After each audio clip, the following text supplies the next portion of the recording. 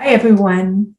The most difficult thing as a parent is not to judge our children. I don't know about you, but this is sometimes very difficult for me when you feel like you want to judge your children, you want to criticize them for what they're doing or how they're behaving for that matter. And judging our children is actually, it has negative effects on them.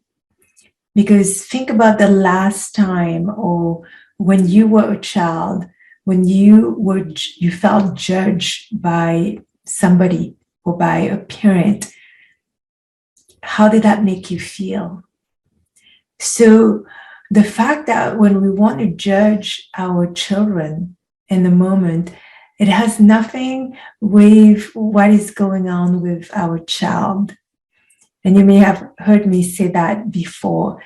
And yes, I'm going to repeat that again because our wanting to judge has nothing to do with what the child is doing. Yes, it is triggering us, but the judgment actually comes from within us. And what we're actually doing is judging ourselves. And when we want to judge our children, we want to project that judgment that we have about ourselves on our children. So, for instance, an example is, if our child is acting in a childish way or is not being responsible, and we judge the child, we say, you're not taking care of your room, you're not cleaning up, you're being lazy, and blah, blah, blah, and so on and so forth. We are judging them that way. What is really going on for us in that moment when we actually open, say, our child's bedroom and we see a big mess?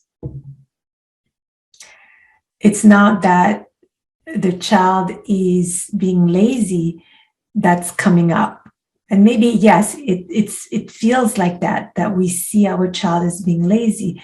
But what is really going on in the background, if you delve deeper into it, is that seeing my child's bedroom messy is reminding me of me not feeling that I'm being a good mom.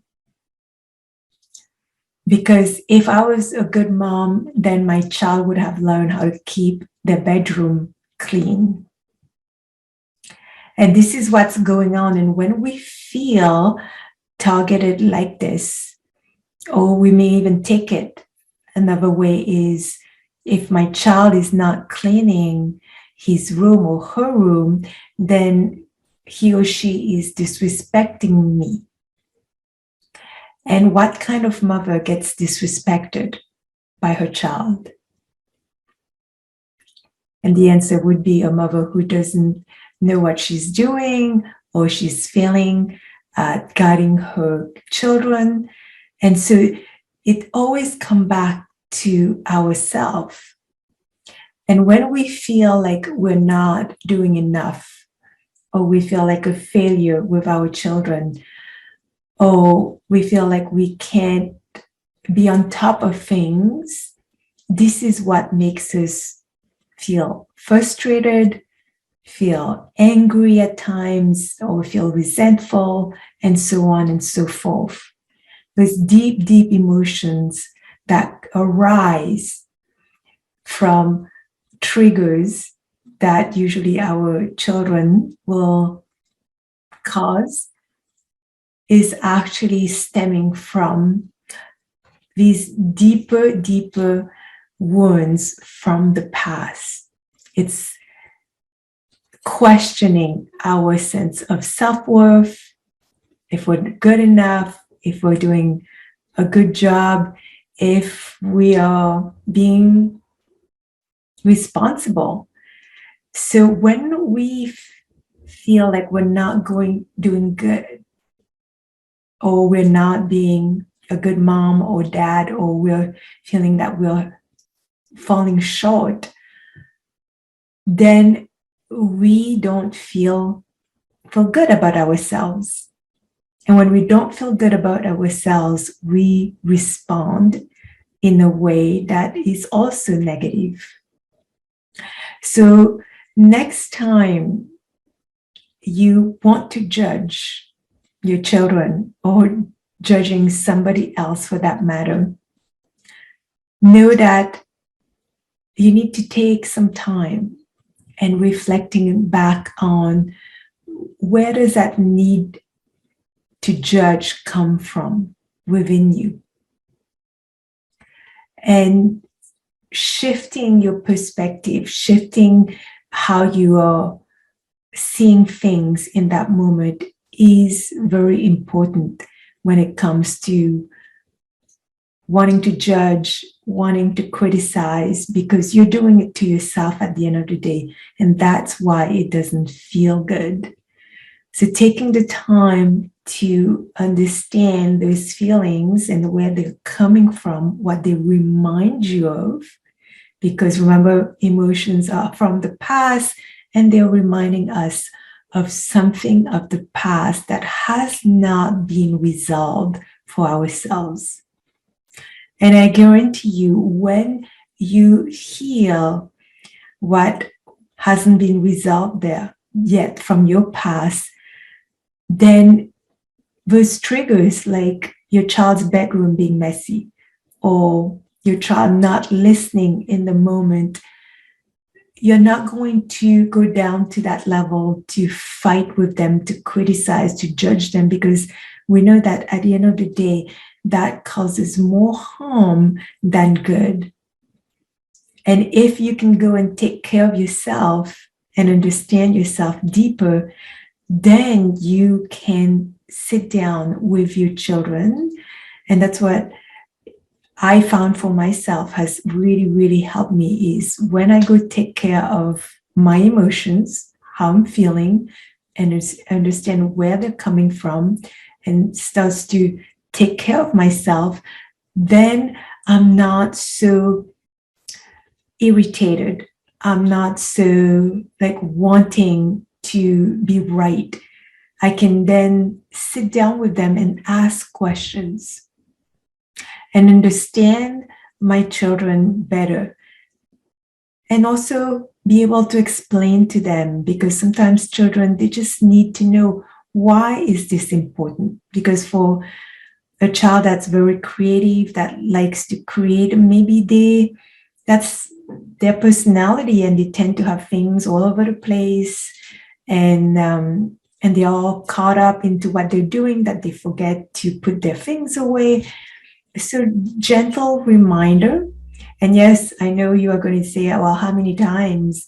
I'm going to say that after I've said it 20 times, now I have no more patience. But maybe you say it just a few times and then you leave it. And over time, your child will also grow and they will also understand that. But wanting things to change for them right away is where we set ourselves for failure.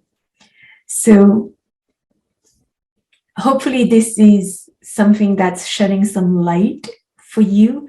Instead of wanting to judge, learn to take time for yourself. Learn to care for your emotions, because when we are angry as parents and we yell or we say things that are not nice, again, that does more harm, because our children are not understanding a lot of times where that's coming from.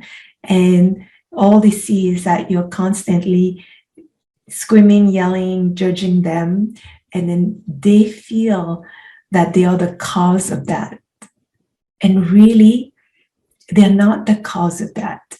So your emotions are yours. They come from your own past. So learn to deal with them, learn to regulate them. And there are practices that can help you if you want to learn that. It's possible. I know I've done it and other people have done it, and you can do it as well.